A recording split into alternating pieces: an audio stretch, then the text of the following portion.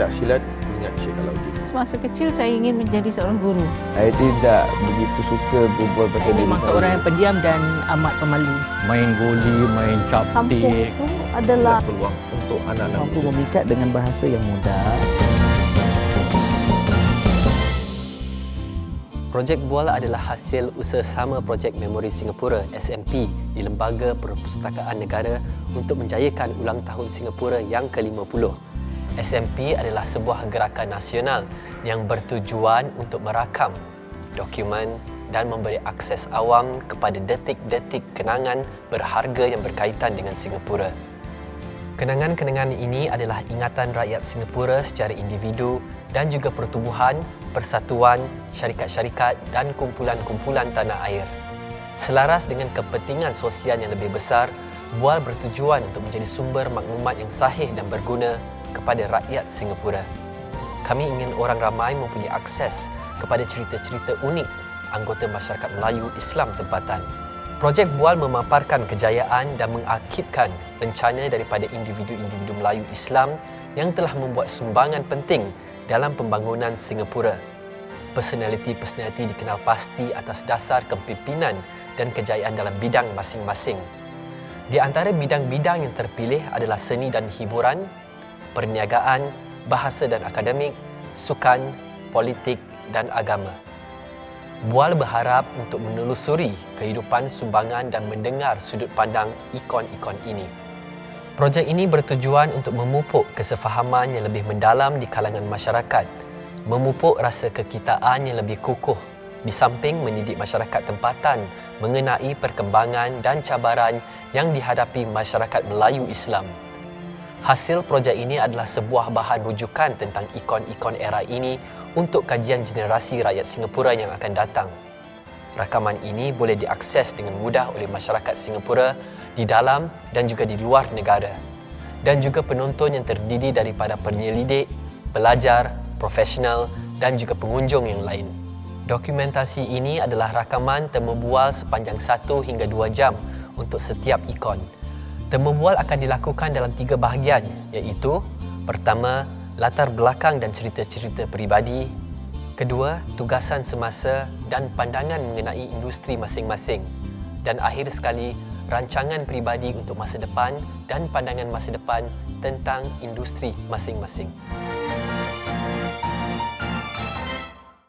Dari hanya seorang pesilat kejuara dunia ke tunggak sukan silat, kita bersama Ketua Pegawai Eksekutif Persisi, Encik Sheikh Alauddin Yaakob Marikan.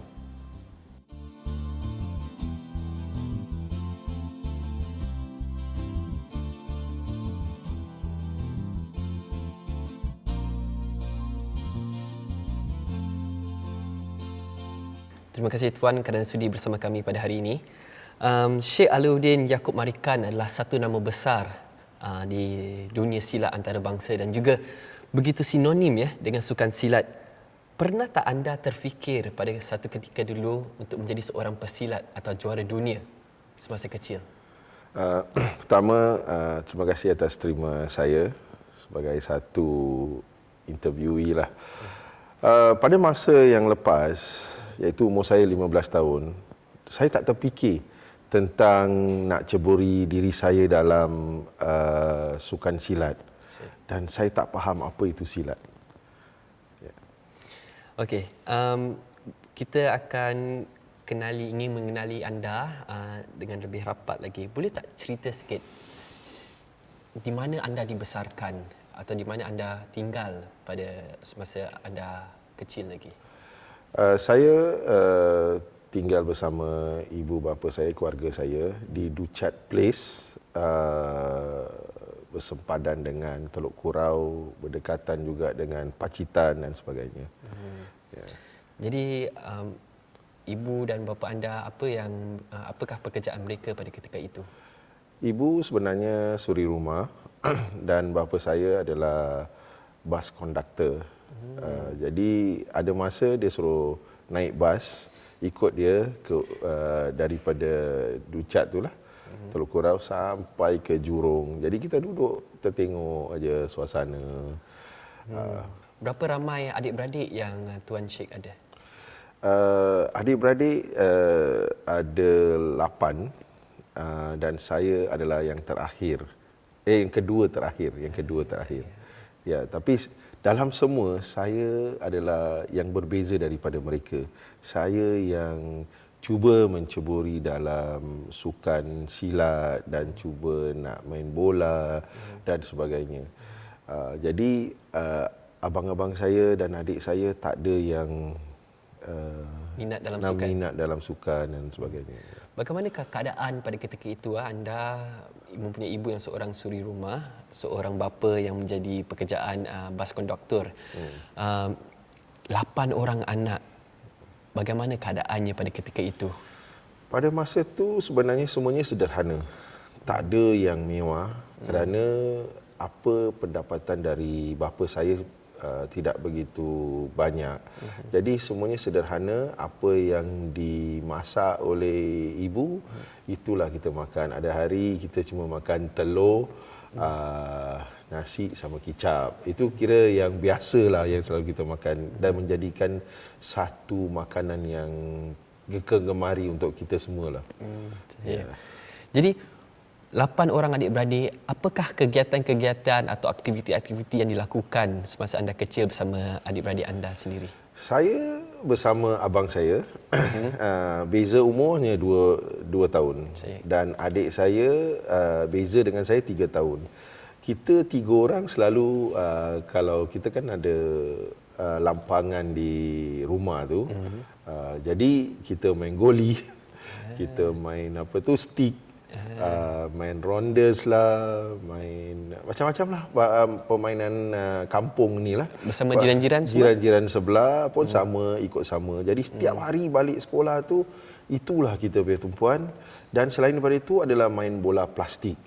Bola plastik, itu kegemaran kita tiap hari. Tiap-tiap hari? Tiap-tiap hari. Zaman persekolahan anda pula, anda bersekolah di mana? Dari segi sekolah rendah dan juga sekolah menengah. Sekolah rendah, sekolah Teluk Kurau Primary School, sekolah Mendiang Lee Kuan Yew. Saya. Dan juga bila secondary school di Teluk Kurau Secondary School. Berdekatan juga, ni semua lah neighborhood school lah. Berdekatan dengan rumah lah. Ya.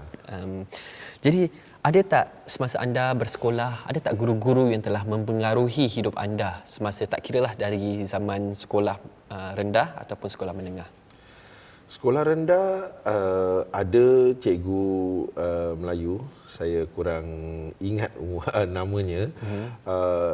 Dia tetap sebagai bapa yang mana dorong kita supaya jadi anak murid yang baik, jangan buat masalah di sekolah dan belajar dan sebagainya. Saya ambil dia sebagai guru, sama juga sebagai bapa dan juga sebagai dari sekolah menengah Teluk Kurau Secondary School, sama juga cikgu sekolah ni dan juga prinsipal di Teluk Kurau pada masa tu adalah prinsipal Melayu, yang mana sama juga dorongan dia nakkan orang-orang Melayu, Muslim dan sebagainya adalah semuanya biar teraturlah, baik dan sebagainya lah.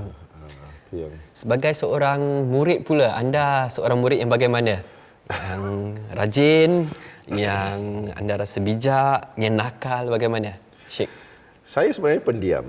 Saya cuma ikut teman-teman saya. Jadi teman-teman saya ke kiri saya ikut, ke kanan saya ikut. Saya tak banyak berbual, cuma saya tak begitu pandai di sekolah. Dan juga saya juga pelajaran tak begitu baik. Dan mengikut kawan, kalau dia nak main bola, kita main bola. Kalau dia nak duduk berbual, tak nak masuk sekolah, samalah. Jadi saya ni kira follower lah, pengikut ajalah. Itu masalah saya rasa pada masa tu saya tak terfikir. Kerana apa? Pemikiran saya hanya nak main. Nak main, balik rumah tahu dah ada game apa nak main lah.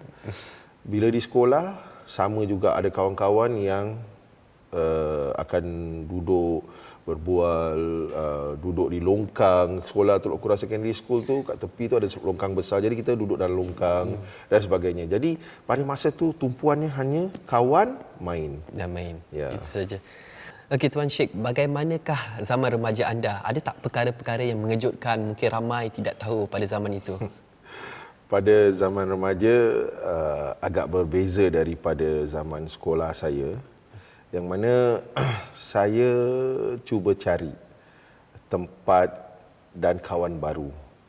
Jadi ada yang teman-teman naik basikal ni di Marine Parade, di Ducat Place dan Terkurau.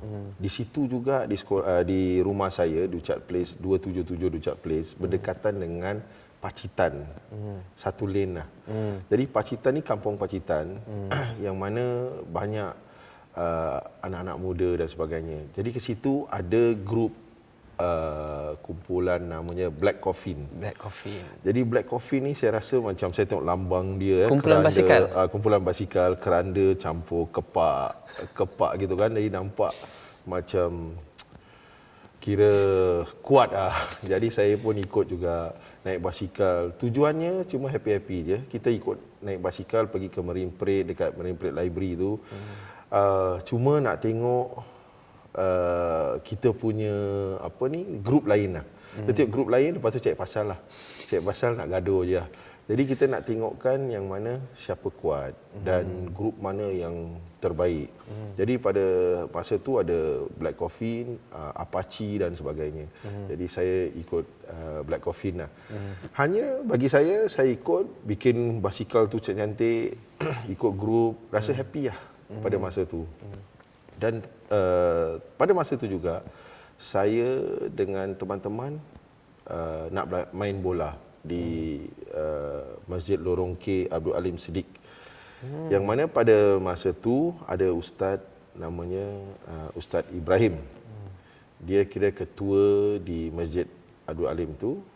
Bagaimana dia nak tarikkan anak-anak masuk di dalam kelas agamanya dan mengikut atau duduk di dalam masjid.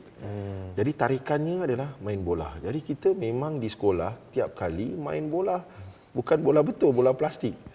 Jadi kita main bola plastik setiap recess dan sebagainya. Jadi kita cakap okeylah, main bola lagi bagus lah. Kita pergi ke masjid bukan tujuan nak belajar agama atau nak mendalami tentang ilmu dan sebagainya. Sebenarnya tujuan pada masa tu hanya untuk main bola. Hanya main bola.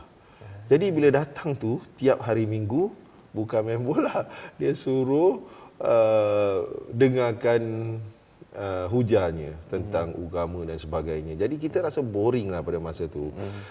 Kita punya tujuan nak main bola.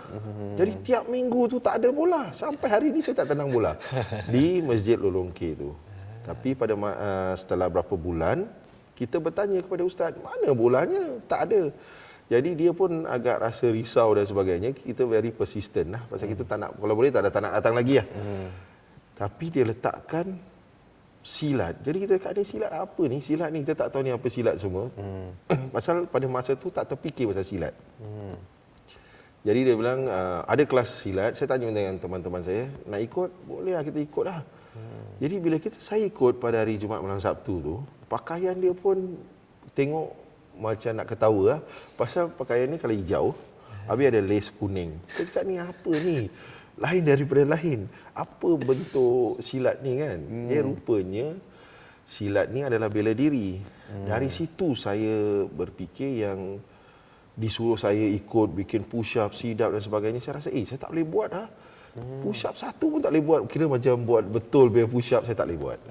Jadi dari situ saya merasakan yang saya ni dah lah malu, tak kuat, kira tak guna lah bagi diri saya ni. Jadi kerana itu saya mengambil kesempatan untuk bina diri saya dalam kekuatan secara strength dan juga nak besarkan badan saya, macam mana nak lebih kuat ni lagi ni.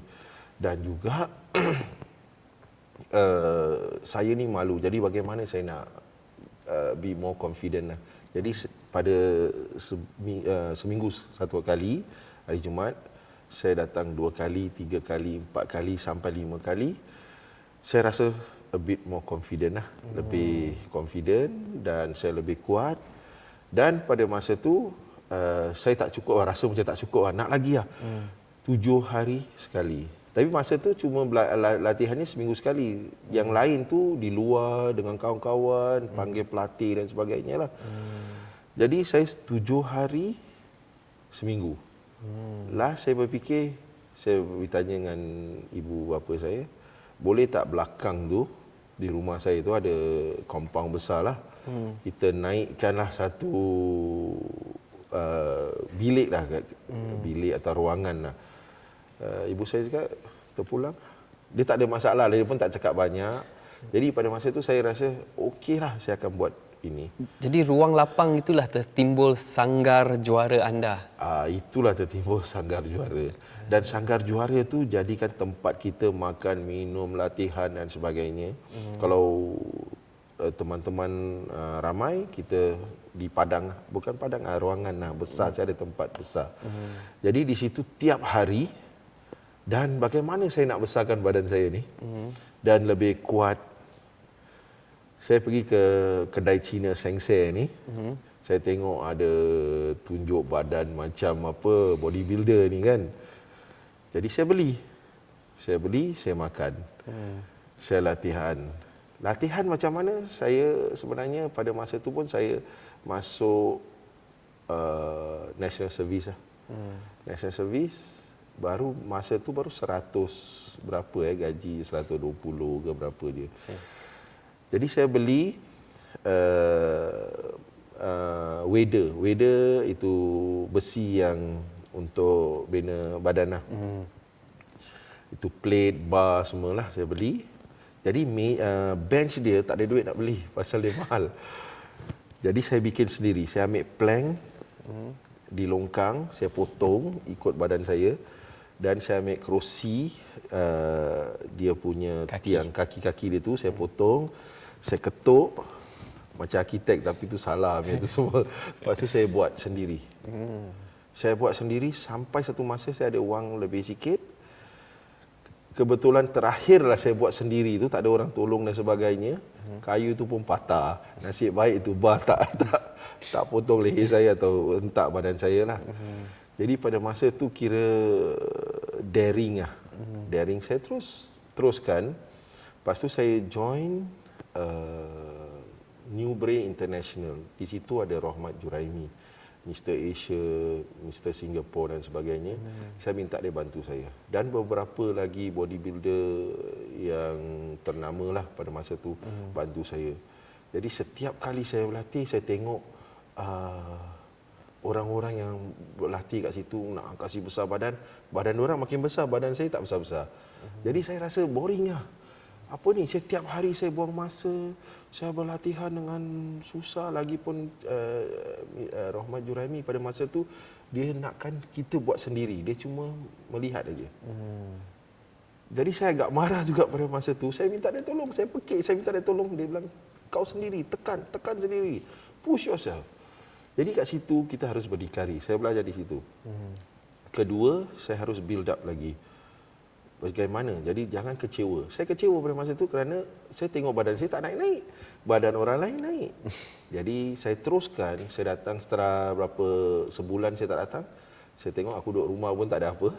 Aku datang balik. Jadi datang latihan. Di situ saya dapat naik saya punya kekuatan dan sebagainya. Jadi pada masa tu kira semua berdikari lah, sendiri lah. Dari beli barang, tengok yang kelakarnya saya beli tu obat yang untuk nak membesarkan diri badan saya. Saya Berkesan ke obat tu sendiri? Di obat tu sebenarnya saya tak tahu berkesan ke tidak, tapi saya ke toilet, saya kencing, tapi warna bertukar jadi hijau. Dia warna ni jadi hijau, saya rasa pertama saya kaget lah, macam terperanjat lah kan. Kenapa ni?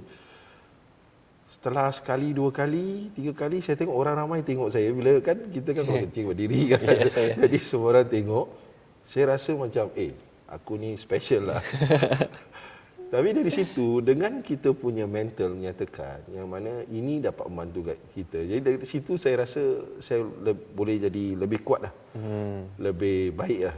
Jadi di situ pada masa tu agak banyak perkara yang boleh diketawakan lah. yang saya boleh fikirkan yang kelakar lah bagi Jadi diri saya. zaman remaja anda adalah titik permulaan ya, anda berkecimpung atau bertemu, bercinta bersama sukan silat. Betul. Okey, soalan saya seterusnya, apakah dari segi ingatan anda, bagaimanakah Singapura pada keadaan ketika itu, zaman dan era itu sendiri? Pada masa itu bagi diri saya tak terfikir pembangunan atau pencapaian dan sebagainya, kerana saya buat hal sendiri lah dengan teman-teman. Jadi scope of apa yang kita buat tu agak begitu tertutup lah. Adakah selain daripada tempat ataupun kejiranan anda yang tempat anda tinggal itu sendiri, ada tak anda pergi ke tempat-tempat lain di Singapura? Sebenarnya Ducat Place, sekolah, masjid. Ini 3, satu lagi ke Marine Parade yang di library tu. Itu saja yang saya bergerak selalunya. Bila saya masuk ke alam National Service tu, saya ke polis, saya polis Marine Police. Marine Police balik, dan saya join New Brain International, itu gym di Katong. Jadi itu saya bergerak. Maaf saya mencelah, kalau anda ikut bapa anda semasa yang seorang bas konduktor pada ketika itu, anda menaiki bas. Jadi apakah yang anda lihat? Pada masa tu sebenarnya kita ni kalau ikut sebagai budak kecil kan, ikut just tengok perjalanan itulah, tak terfikir pembangunan. Memang pada masa itu semuanya sederhana, tak seperti sekarang ni begitu pesat dan begitu pembangunan yang begitu bercakar langit dan sebagainya. Jadi perbezaannya boleh kalau saya fikir balik boleh dilihat begitu 100% kira tukar kulit lah. Singapura ni dah tukar kulit lah. Tapi bila saya menaiki bas itu, sebenarnya berfikir bila aku nak go back and main lagi lah. Cuba dapat main balik. Itulah. Tapi kalau kita tengok daripada pembangunan, memang dia berubah begitu. Jauh berbeza. Jauh berbeza. Sekarang kita akan berbual lebih lanjut tentang keluarga anda sendiri. Anda mempunyai 6 orang anak, ya, Tuan Sheikh. Di antara mereka Nur Syafiqah, seorang pesilat. Sheikh Farhan, seorang juara dunia. Sheikh Firdaus, seorang pesilat juga. Sheikh Asidik, adakah dia seorang pesilat juga? Dia pernah menceburi dalam pertandingan bila dia masih lagi anak-anak lagi lah. Umur dalam 12 tahun, 14 tahun dia masih. Yang lagi 2, siapa nama mereka? Lagi 2 adalah Sheikh Faiz, Faiz dan Nur Syakirah. Nur Syakirah yang terakhir sekali. Adakah mereka juga menceburi di bidang silat? Oh, mereka dah bertanding juga di negara dan juga di luar negara. Walaupun umur mereka baru, Sheikh Faiz baru 12, yang Nur Syafiqah sebenarnya 8. Apakah perasaan anda sebagai seorang bapa, ya, apabila Sheikh Farhan menjadi seorang juara dunia baru-baru ini? Kalau saya tidak salah, ada satu keratan akhbar pada 16 Ogos 1999. Anda pulang bersama Allahyarham Kadir dan memenangi pingat emas, dan anda mendokong Sheikh Farhan sendiri dan tunjukkan pingat itu kepada Sheikh Farhan sendiri, dan sekarang dia seorang juara dunia. Apakah perasaan anda sebagai seorang bapa? Sebenarnya perasaan saya begitu terharu, yang mana selalu saya melatih anak-anak silat yang lain dan mereka menjadi juara dunia dan juara SEA Games. Dan juga saya push anak saya, iaitu Sheikh Asidik, Nur Syafiqah dan Sheikh Firdaus. Bagi saya melihat agak payah bagi mereka untuk mendapat gelaran juara dunia dan juara SEA Games. Sheikh Farhan, saya melihat dia juga seperti saya dulu, diam, tak banyak berbual dan buat hal sendiri dan sebagainya. Jadi sebenarnya saya tak nampak dia di mana perkembangannya, kerana dia bersendiri. Pelajaran bagus. Jadi saya tak nak kacau dia banyak. Cuma satu penukaran yang saya agak harus diberikan kepada Sheikh Farhan, walaupun saya menolak dia harus mengikut dalam pertandingan dan sebagainya, Jadi bila saya ambil satu langkah menukarkan berat badannya dan menambah 20 kilo dan letakkan dia di dalam kejuaraan dunia, saya sebenarnya ialah sebagai jurulatih memang saya keras. Tapi sebagai ibu bapa saya agak ada rasa lembut sedikit lah. Saya pun rasa ragu. Tapi kerana sukan dan saya nakkan dia ke depan, saya tolakkan dia kepada lawan ke kejuaraan dunia untuk pertama kali. Dan saya melihat dia boleh buat. Sebenarnya dia tinggi dan bila letakkan 20 kilo tu dia rasa nampak macam budak kecil, muda tapi keras dan tegap. Di situ memberikan saya confident dan saya banyak berbual dengan dia di telinga dia secara kawan. Dan alhamdulillah dia menang. Saya rasa begitu bangga dan gembira sekali dari anak sendiri yang sebagai seorang juara juga melihat anak sendiri menjadi juara. Itu buat saya menangislah. Sudah pasti tentunya. Anda sendiri katakan yang Sheikh Farhan ni seorang pemalu. Adakah anda melihat mirip-mirip diri anda sendiri dalam Sheikh Farhan?